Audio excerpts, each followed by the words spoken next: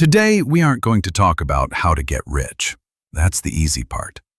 Today, we're going to talk about the difficult subject of how not to stay poor. Most people think poverty is just a lack of money in the bank. They are wrong.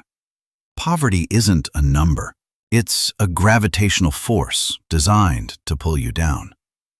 Think of it like this. When a rocket launches into space, it needs to hit a specific speed called escape velocity.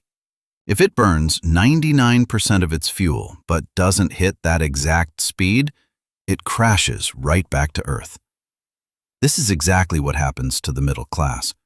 You work hard, you save a little, and then the car breaks down or rent goes up, and you fall right back to zero. To break out of this loop, you need to shatter 5 specific traps. Trap number 1 is the scarcity tax. When you are constantly stressed about money, your IQ literally drops by up to 13 points. You make decisions in survival mode. The only cure? Build a small buffer fund or emergency savings first, just so your brain can breathe. Trap number 2 is the dopamine trap. People ask, if they are broke, why do they buy a new iPhone?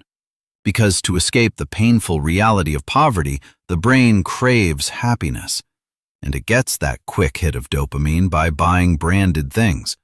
But the relief lasts for 20 minutes, while the credit card debt lasts for years. The cure? Go into monk mode for the next 6 months.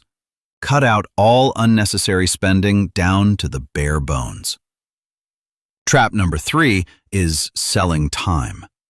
If you only make money by trading your hours, you will never be wealthy, because there are only 24 hours in a day. Inflation will eat your hard work alive. The solution? Skill stacking. Don't just work harder. Learn 2 or 3 unrelated skills, combine them, and become irreplaceable. Trap number 4 is social gravity, the crab bucket mentality. You are the average of the 5 people you spend the most time with. If your 5 friends are always complaining about the economy, you will be the 6th. The moment you try to level up, they will pull you back down. You have to practice ruthless isolation and distance yourself from negative energy. And the 5th trap is the compound void.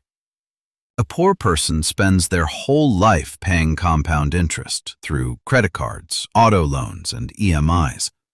A wealthy person earns that exact same interest through investing. If this video opened your eyes, hit that subscribe button and share this with a friend who needs to break out of the loop. See you in the next one.